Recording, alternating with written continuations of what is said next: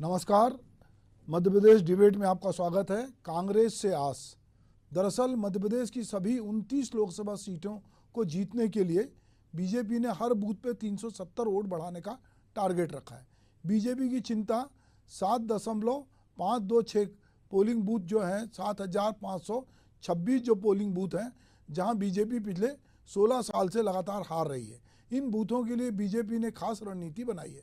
इस रणनीति में कांग्रेस समर्थित सरपंच से लेकर कांग्रेस कार्यकर्ताओं को साधने का लक्ष्य रखा गया है।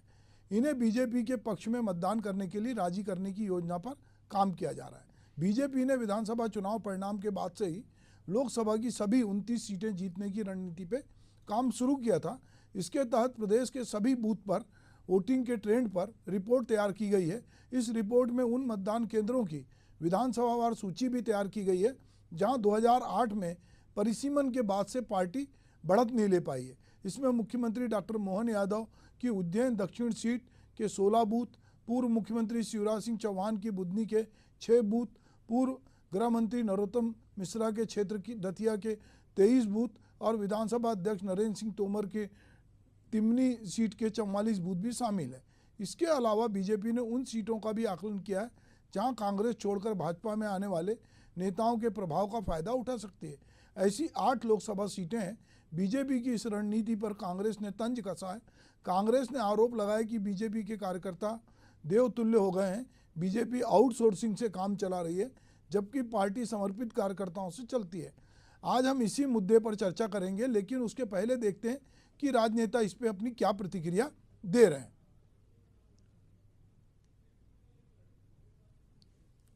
भारतीय जनता पार्टी में आंतरिक तानाशाही की वजह से जो देव दुर्लभ कार्यकर्ता है वो तो बचा ही नहीं है। वो तो कांग्रेस या अन्य पार्टियों से जो आउटसोर्स कार्यकर्ता गए हैं उन्हीं के दम पर भाजपा अपनी पार्टी चला रही है। उनको अच्छा लाइफ बॉय साबुन से वॉशिंग मशीन में स्नान कराकर परफ्यूम कर दिया, वो सब ईमानदार हो गए हैं। तो वही कारण रहा कि जब आप आउटसोर्स कर्मचारियों को या उनके दम पर सरकार चलाओगे तो 370 हर बूथ पर कार्यकर्ता बढ़ना तो दूर, 37 भी नहीं बढ़े हैं।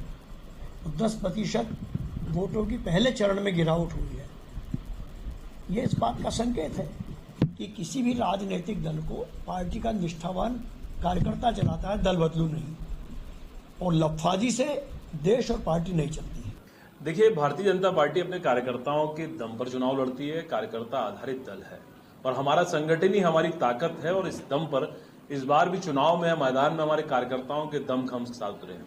देखिए, पार्टी प्रदेश अध्यक्ष माननीय वीडी शर्मा जी का जो हम लोगों को कार्यकर्ताओं को लक्ष्य दिया था, जिसमें कहा गया था जिन बूथों को भारतीय जनता पार्टी विधानसभा चुनाव में जीती है उन पर 10% वोट मत बढ़ाने हैं और जिन बूथों पर हारे उनको जीतने की योजना बनानी है। लगातार हमारे बूथ प्रभारी से लेकर पेज प्रभारी इन सब रणनीति के तहत इसको अमली जामा पहनाने में लगे हुए हैं। और आप देखिएगा कि आने वाले चुनाव के जो परिणाम होंगे वो भारतीय जनता पार्टी के पक्ष में होंगे। हर बूथ पर जो 370 मत बढ़ाने का जो लक्ष्य था उसको प्राप्त कार्यकर्ता हमारे करा के थे। जी, तो कांग्रेस से जो आस की बात हो रही है, दरअसल अभी जो कांग्रेस के मीडिया प्रभारी हैं के मिश्रा, वो जो बात कह रहे थे कि कार्यकर्ताओं का टोटा है, देवतुल्य हो गए हैं और ये जो है कांग्रेस से लोगों को बुलाकर जिस तरह से काम हो रहा है, दरअसल ये पूरी बातचीत इस समय हो रही है जब कि मध्य प्रदेश की 6 लोकसभा सीटों का चुनाव हो चुका है और वहाँ पर वोटों की जो परसेंटेज है, 3 जगहों पर वोटों का परसेंटेज पिछले बार से कम रहा है। तो सवाल ये है कि इस बार जब हर बूथ पे 370 वोट बढ़ाना है, इस बार 400 के पार जाना है, तो यदि ऐसे में जो सीटें हैं, जो बहुत छिंदवाड़ा जैसी सीट है, अगर वहाँ वोटों का परसेंटेज पिछली बार से कम होता है और इस बार ये बीजेपी कह रही है कि इस बार जो है प्रधानमंत्री नरेंद्र मोदी को 400 पार ले जाना और ऐसी सरकार बनाना है जो सबसे ताकतवर हो, जो इसके पहले नहीं बनी। तो अगर वोटों का परसेंटेज कम होगा तो ये सवाल अब सब जगह जगह हो रहा है कि क्या वजह है। क्या केवल एक गर्मी है या लोगों का मोह भंग हो रहा है या लोग निकल नहीं रहे हैं या कहीं कार्यकर्ताओं का टोटा है कि जो पिछली बार से भी कम वोट का परसेंटेज दिखाई दे रहा है। तो सबसे पहले हम जो है अमित चौरसिया जी जो कांग्रेस के प्रवक्ता हैं, हम उन्हीं से बात करते हैं। अमित जी, हमारे साथ कांग्रेस के प्रवक्ता अमित चौरसिया जी हैं, डॉक्टर वाणी आलूवालिया जी भाजपा की प्रवक्ता, और हमारे सहयोगी राकेश शर्मा हैं।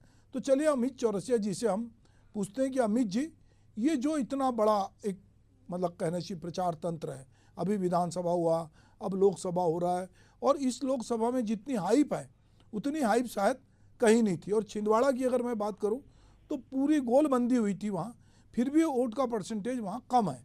तो क्या मानते हैं इसको, आप किस तरह से देखते हैं? देखिए सुभाष जी, बहुत ही एक अच्छा विषय है और मैं समझता हूँ कि इसके ऊपर एक सार्थक बहस भी होना चाहिए कि मध्य प्रदेश में लगातार मतदान जो है उसका प्रतिशत गिरता चला जा रहा है। उसके लिए कहीं ना कहीं चुनाव आयोग भी इसके लिए जवाबदारी होना चाहिए। और साथ ही लोकतंत्र के ऊपर से जिस तरह से देश के आम मतदाताओं का विश्वास उठा है, ये खाली मध्य प्रदेश की प्रथम चरण में हुई 6 लोकसभा सीटों की बात नहीं है। मैं समझता हूँ 102 सीटों का जब आप पूरा आकलन देखेंगे तो हर सीट पे कहीं 5%, कहीं 10%, कहीं 8%, कहीं 12%, और कहीं कहीं नागालैंड जैसे स्टेट में तो 6 जिले जीरो मतदान रहा। तो मध्य प्रदेश देश ही नहीं, मध्य प्रदेश में मतदाताओं का वर्तमान लोकतंत्र प्रणाली पर से विश्वास उठता हुआ नजर आ रहा है। और ये बात मैं क्यों कह रहा हूँ, क्योंकि भारत की राजनीति को जिस गंदे स्तर पर देश के प्रधानमंत्री नरेंद्र मोदी जी ले आए हैं, जो एक साइकोलॉजिकल वॉर पूरे देश में छेड़ दी गई, और ये गंदी राजनीति वो कहां से लाई? ये विश्व भ्रमण करके अमेरिका, चाइना, रशिया, जब ये माननीय मोदी जी गए तो वहां से एक गंदी राजनीति, एक साइकोलॉजिकल वॉर की लेकर आए, जिसके अंदर विपक्ष को पूरी तरीके से कमजोर और असहाय करने की एक पूरी योजनाबद्ध तरीके से भारतीय जनता पार्टी ने काम करा। ईडी, सीबीआई, इनकम टैक्स का पूरा दल बल प्रभाव लगाया गया और उसका उपयोग करके दल बदल करवाया गया। मैंने पूर्व वक्तव्य में भी कहा कि कौन तन से जा रहा है, कौन मन से जा रहा है, तो आने वाले लोकसभा परिणाम बताएंगे। लेकिन जिस तरह से बड़े व्यापक स्तर पर दल बदल भारतीय जनता पार्टी ने करा, उसी बुने हुए जाल में भाजपा फंस गई। और जिस काम पे प्रदेश के गृह मंत्री जी, पूर्व गृह मंत्री जिनको हाशिए पर डालने का काम भारतीय जनता पार्टी ने करा, नरोत्तम मिश्रा जी, वो आए दिन एक बचकाना बयान देकर मीडिया की सुर्खियां बटोर लेते हैं। अभी एक आंकड़ा पता नहीं वो कहां से लिया है कि कांग्रेस जो है 7,526 बूथों के ऊपर ही आ गए। जबकि मैं आपको बताना चाहता हूं कि कांग्रेस 13,556 बूथ हमने जीते थे अभी वर्तमान जो विधानसभा चुनाव हुए उसके अंदर, और भारतीय जनता पार्टी 19,500 के लगभग बूथों पे जीती थी, और लगभग 31,467 बूथों के ऊपर सीधी सीधी फाइट थी हमारी, और मात्र 0.50% वोट हमें कम मिलने की वजह से 60 सीटें हम चुनाव की हारे हैं। तो ये भारतीय जनता पार्टी एक मनोवैज्ञानिक प्रभाव फैलाने का काम कर रही है। पहले इन्होंने कहा हम 29-0 के लक्ष्य को लेकर आगे बढ़ रहे हैं, फिर ये इन्होंने कहा कि हम हर प्रति बूथ 370 वोट डलाएंगे। ये सारे शिगुफे जब पहले चरण में इनके हवाई उड़ गए तो इनके कार्यालयों में तोते उड़ रहे हैं। आज दिल्ली से लगातार फोन पे फोन इनके कार्यालयों में बज रहे हैं, चाहे वो बीडी शर्मा जी हो, चाहे गृह मंत्री और खुद मुख्यमंत्री मोहन यादव जी हैं, और शिवराज सिंह चौहान और कैलाश विजयवर्गीय, प्रहलाद पटेल जी, सबको काम पे लगा दिया गया कि वोटिंग का परसेंटेज इतना कम क्यों हुआ। जबकि पुलिस, पैसा, प्रशासन का जिस तरह भारतीय जनता पार्टी खुला नंगा नाच करके उपयोग कर रही है, वो प्रदेश के आम मतदाताओं से छुपा नहीं है। उसके बाद भी कांग्रेस ने इनको मैदानी स्तर पर टक्कर देते हुए 29-0 के इनके लक्ष्य को रोकते हुए आज मध्य प्रदेश में लोकसभा के चुनाव को हम बराबरी पे लेकर आ गए। और यही बात कहीं ना कहीं मोहन यादव जी से हजम नहीं हो रही। जिस तरह से उनके हताशा भरे और अमर्यादित बयान हम आए दिन देखने को मिल रहे हैं, उससे ये समझा जा सकता है कि भारतीय जनता पार्टी किस तरह बौखला गई है, क्योंकि दल बदल का भी उनको कोई लाभ नहीं मिला। इसके अंदर वोटिंग परसेंटेज बढ़ा नहीं पाए। जहां जहां आदिवासी बूथ थे वहां पर देखिए बालाघाट के अंदर नक्सलियों की धमकी होने के बाद आदिवासियों ने 100% मतदान करा। तो कांग्रेस का कार्यकर्ता आज टेबल और बूथ पे और अपने अपने क्षेत्रों में संकल्पबद्ध होकर लगा हुआ है, और यही इसका परिणाम है कि कांग्रेस के जहां जहां मतदान कांग्रेस के पक्ष में मतदान होता है वहां का वोटिंग परसेंटेज ज्यादा गया, और जहां जहां बीजेपी को लीड लेना थी वही बूथों के अंदर बीजेपी अपनी लीड मेंटेन नहीं कर पाई। 10%, 8%, 5% से कम मतदान उन बूथों पे देखने को मिला। तो इस समय भारतीय जनता पार्टी को आकलन करना चाहिए, ये जो साइकोलॉजिकल वार, ये गंदी राजनीति लेके देश के अंदर आए, यही आज इनके गले की फांस बन चुकी है। ठीक है अमित जी, हम डॉक्टर वाणी आलूवालिया के पास चलते हैं, भाजपा की प्रवक्ता हैं वो, और वो बताएंगी कि किस तरह से बीजेपी ने जो अपनी रणनीति बनाई है, और ये जो 6 लोकसभा में अभी चुनाव हुआ और बाकी में दूसरे चरण में होगा, तो उसको किस तरह से देखती हैं। और अगर बीजेपी इस बात की भी बहुत डिटेलिंग कर रही है कि किस बूथ में हम हारे थे या पीछे रहे थे, तो उस बूथ में हम कैसे आगे जाएं। पर सवाल ये है वाणी जी, वही बात मैं आपसे करना चाहूँगा कि जब हम 400 पार की बात करते हैं, 370 वोट बढ़ाने की बात करते हैं, और जब वोट का परसेंटेज जो है, मतदान का परसेंटेज कम होता है, और इतनी हाइप के बाद चुनाव आयोग ने भी कोई कसर नहीं छोड़ी, पार्टी ने भी हर स्तर पर लगातार चुनाव की, जैसे आप कहते हैं कि हम लोग 24/7 चुनाव की तैयारी में रहते हैं, तो इसके बावजूद मतदाता जो है उसका रिस्पांस यदि कम है तो वो क्या वजह होगी? सबसे पहले तो एशियन न्यूज चैनल के सभी दर्शकों को मेरा राम राम। जी। अमित जी ने बहुत कांग्रेसी अनुभव के अभी अपने व्याख्यान माला एक दी है, परंतु शर्म और कर्म से डूब पड़ी कांग्रेस में। अब कोई इनके पास कोई उपाय नहीं है कि ये केवल भाजपा क्या कर रही है उस पर ध्यान देते हैं। भारतीय जनता पार्टी एक कैडर बेस्ड पार्टी है।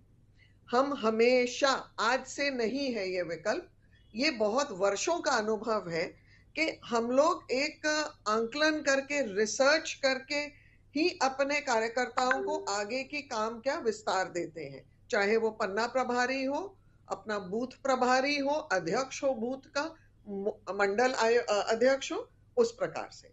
दूसरी चीज, भारतीय जनता पार्टी अपने आप को विकसित करने में, अपनी लाइन बड़ी करने में लगी होती है, ना कि अगले की लाइन छोटी करने में, दूसरी पार्टी की लाइन छोटी करने में अपनी ऊर्जा व्यर्थ करेगी। तीसरी चीज, लोग बहुत समझदार हैं और जैसे कि भाई साहब ने अभी बताया कि 0.6% के आंकड़े से ये मध्य प्रदेश में सरकार बनाना चूक गए, तो भाई साहब याद दिलाती हूँ, छत्तीसगढ़, राजस्थान में भी ऐसा ही हुआ। और अब आइए बात आपकी, तो आज ही आपका अलायंस है ना, India alliance, Bengal high court ने क्या दिया है कि आपके alliance partners they are corrupt. सुन लिया है ना आपने, जो ममता बनर्जी के ऊपर आज इतनी अच्छी टिप्पणी दी है हाई कोर्ट ने, तो यही हाल आपके पूरे प्रदेश में, आपके पूरे देश में आपके पार्टी का है। का पूरा नाम तो ले लीजिए, या उससे भी डर और भय लग रहा है मोदी जी को और आपको। आपके इतने पूरी भारतीय जनता पार्टी में जो पहले चरण के मतदान के बाद जो डर और भय बैठा है, वो तो आपके चेहरे बॉडी लैंग्वेज में दिख रहा है। जिस तरह से मोहन यादव जी अमर्यादित भाषाएं और अमर्यादित भाषण दे रहे हैं मंचों से, रायबरेली और अमेठी में नहीं दे कैलाश पा रहे। कहना पड़ रहा है।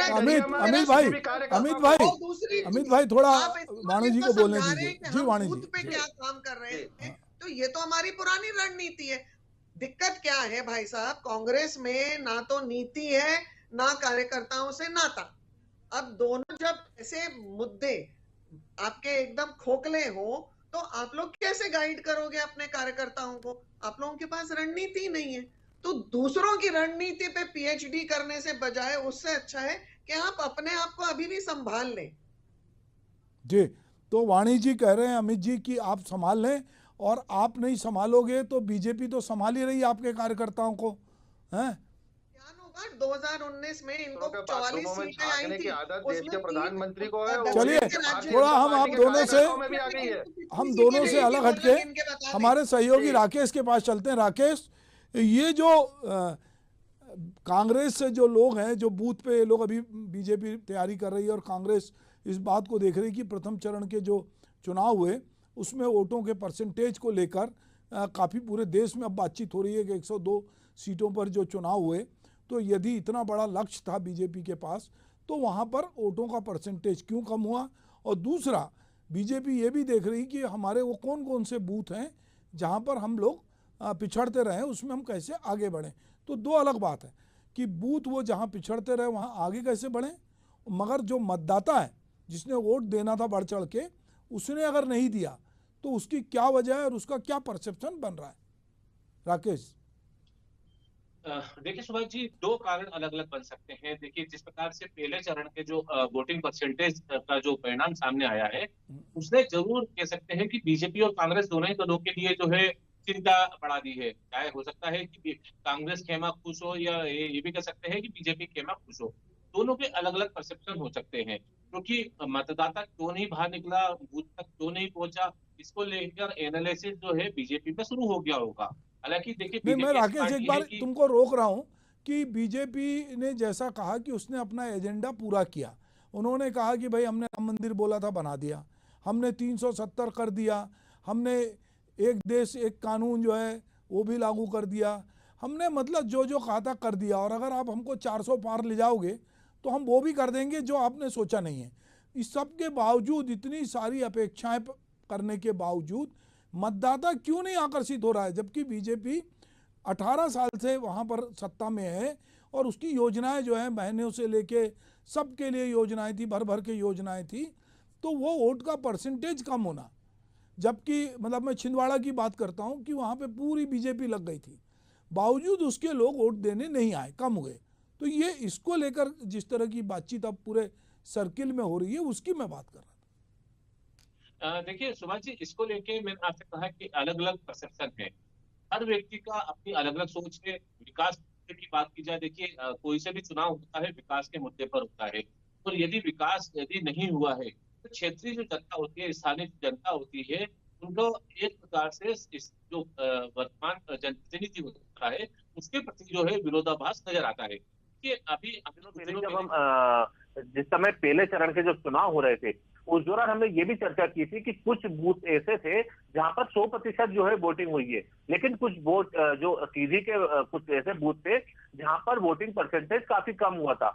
और इसका सीधा तौर पे जो नाराजगी थी वो जनता की ये थी कि विकास कार्य नहीं हुए थे, क्योंकि कई जगहों पे जो है विकास नहीं तो वोट नहीं के जो स्लोगन भरे जो होर्डिंग्स थे वो भी कई जगह लगाए गए थे। और यही कारण हो सकता है कि विकास के मुद्दे पर जनता जब वोट देने जाती है, जनप्रतिनिधि चुनती है, लेकिन वो जनप्रतिनिधि उन अपेक्षाओं पे पे खरा नहीं उतरता है, तो जनता भी नाराज होती है और जनता वोट देने से कतराती है। हालांकि देखिए 5 महीने पहले जो चुनाव हुए हैं उसमें जिस प्रकार से बढ़ चढ़कर जो वोटिंग परसेंटेज सामने आया था उसका वोटिंग उस दौर से और अब में कंपेयर किया जाए तो थोड़ा सा कम है। हालांकि देखिए इसके 2 कारण भी हो सकते हैं। जिन क्षेत्रों में जहां पर कमी आई है उन क्षेत्रों में वो क्षेत्र है अधिकांश ग्रामीण क्षेत्र हैं, और ऐसे में जो फसल कटाई का या अन्य जो कृषि क्षेत्र से संबंधित जो कार्य होते हैं उसमें जो स्थानीय जो ग्रामीण जनता होती है वो एक गांव से दूसरे गांव या एक जिले से दूसरे जिले जाती है। ऐसे में ये भी एक हो सकता है कारण कि क्षेत्रीय जो जनता है वो अपने रोजी रोजगार के सिलसिले में बाहर गई हो, यही कारण है कि वो वोटिंग करने नहीं गई हो, एक ये कारण हो सकता है। दूसरी ओर आपने बताया कि जिस प्रकार से जो वोटिंग परसेंटेज या जो जिस प्रकार के 7,525 जो बूथ है जिन बूथों पे लगभग 16 साल से बीजेपी हार रही है, उसका कारण क्या है? उसका कारण यह है कि बीजेपी ने जिस प्रकार से यदि भोपाल उत्तर की, अब भोपाल की बात कर लेते हैं तो भोपाल उत्तर के लगभग 100 बूथ ऐसे हैं जहां पर बीजेपी लगातार उन बूथों पर हार रही है। और इसको लेकर जो है एक माइक्रो प्लानिंग जो है बीजेपी ने बनाई है, और इसका कारण यह है कि उन बूथों पे जाके जो है काम करना है, कार्यकर्ताओं से बातचीत करनी है। क्योंकि देखिए हमारे पास जो जानकारी सामने आई है उसमें एक बात ये है कि जिस प्रकार से इन्होंने पन्ना तो एक पन्ना में जो है 30 वोटर्स पे एक अर्ध पन्ना प्रभारी बनाया गया और इसके साथ ही पूरी पन्ना समिति बनाई गई है। यानी औसतन एक बूथ पे करीब 1000 मतदाता होते हैं और 1000 वोटर की मतदाता सूची में 33 पेज होते हैं। 2 से 3 सदस्यों को मिला के पन्ना समिति बनाई गई है और पन्ना समिति में वोटर का 3 प्रकार से वर्गीकरण कराए। तो पहला बीजेपी का वोटर, दूसरा अन्य दलों के वोटर और तीसरा फ्लोटिंग वोटर। और अब जानते हैं कि किस प्रकार से बीजेपी जो अपना ट्रेंड वर्किंग काम करना चाह रही है उसमें शुरुआती इकाई जो है उनकी अर्ध पन्ना प्रभारी है और इसके ऊपर उन्होंने पन्ना समिति बनाई गई है। और इस पन्ना समिति में जो 11 लोग हैं वो बूथ समिति के हैं।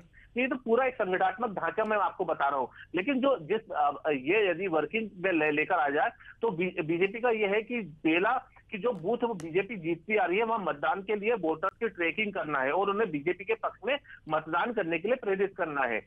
दूसरा, जिन बूथ पर हार मिल रही है वहां बाकी दलों के समर्थक वोटर्स को जो है संगठित करना है।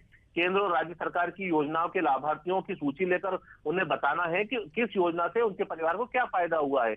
तो बीजेपी अपने संगठनात्मक ढांचे में बदलाव लेकर आ रही है और ये जनता को बताने की कोशिश कर रही है कि हमारी केंद्र या राज्य सरकार की योजनाओं से उनको क्या फायदा हुआ है। दरअसल देखिए 7,525 जो बूथ है उन पर 16 साल से बीजेपी का लगातार हारना इस बात को दर्शाता है कि कांग्रेस कहीं ना कहीं बहुत मजबूत स्थिति में है इन बूथों पर। लेकिन इन बूथों पर अब जो है एक विशेष प्रकार की रणनीति बनाकर बीजेपी जो है कांग्रेस को जो है हराना चाह रही है। दूसरे और कारण मैं आपको बता दूं कि जिस प्रकार से अभी वर्तमान में जो हम ट्रेंड देख रहे हैं कि पिछले लगातार काफी दिनों से कई नेता जो है कांग्रेस के कई नेता जो है वो बीजेपी आ रहे हैं। ऐसे में इन नेताओं से बीजेपी को क्या फायदा हो सकता है? यदि हम भोपाल की बात करें, सुरेश पचौरी, इसके अलावा बात करें सुनील सूद या कैलाश मिश्रा, ये भोपाल के जो स्थानीय जो नेता थे कांग्रेस के जिनका एक बड़ा होल्ड था, इनके आने से क्या उत्तर विधानसभा में या मध्य विधानसभा में बीजेपी को फायदा मिल सकता है, क्योंकि ये दोनों ही सीटें जो है वो कांग्रेस की हैं। तो ऐसे में तमाम जो दल बदल के आए हैं लोग, कांग्रेस के नेता जो बीजेपी के पाले में आए हैं, उनसे बीजेपी को क्या फायदा हो सकता है, इसको लेकर भी एक आकलन किया जा रहा है। ठीक है राकेश, मैं चलता हूं वाणी जी के पास। वाणी जी, मैं एक सवाल आपसे ये जानना चाहता हूं कि अभी जैसे हमारे सहयोगी राकेश ने बहुत डिटेल में बताया कि आपका संगठनात्मक ढांचा इतना पावरफुल है कि आप अर्धपन्ना, पन्ना, फिर पन्ना समिति, ये सब आप लोगों ने कवायद की, और अगर आप कहें कि आप कार्डर बेस्ड पार्टी, आपके साथ संघ भी जुड़ा हुआ है और बहुत सारे लोग हैं, समर्पित कार्यकर्ताओं की फौज है, बावजूद इसके विकास कार्य भी बहुत हुए, सब कुछ हुआ, पर ये जो वोट परसेंटेज कम हो रहा है, तो जैसे अभी राकेश कह रहे थे कि हो सकता है कि लोग फसल के लिए गए हों या कहीं गए हों, पर जब इतनी तगड़ी मॉनिटरिंग है कि लोगों को निकालना है, तो ये कम होना किस बात को की ओर इशारा करता है? भाई साहब, 2-3 कारण हो सकते हैं। देखिए, कैडर बेस्ड पार्टी है और बहुत सारे कार्यकर्ता समर्पित होते हैं कि वोटर्स को वो प्रोत्साहन दें कि अपना राष्ट्रधर्म के है निभाना बहुत जरूरी है, क्योंकि ये हमारा एक मौलिक अधिकार है। पर जो हमने देखा उस दिन 19 को कि कुछ तो, जैसे भाई साहब ने, राकेश जी ने बताया कि फसल काटने के लिए जो भी अपने व्यवसाय के अंतर्गत जो व्यस्त थे, तो ऐसे में गांव में लोग छोड़ के नहीं आते। दूसरा कारण जो हमें ये भी लगा है कि लोग बहुत आश्वस्त हैं कि मोदी जी ने तो आना ही है। नहीं, कहीं वीणा जी, ये ऐसा तो नहीं वाणी जी कि वो जैसे कहानी है कि दूध डालना था वो भगवान की पूजा में, तो सबने सोचा सब तो दूध डालने वाले हैं, तो बाकी लोग पानी ले लेके आ गए और दूध लेके नहीं आए। इतने डाइल्यूशन से कुछ नहीं होने वाला जी।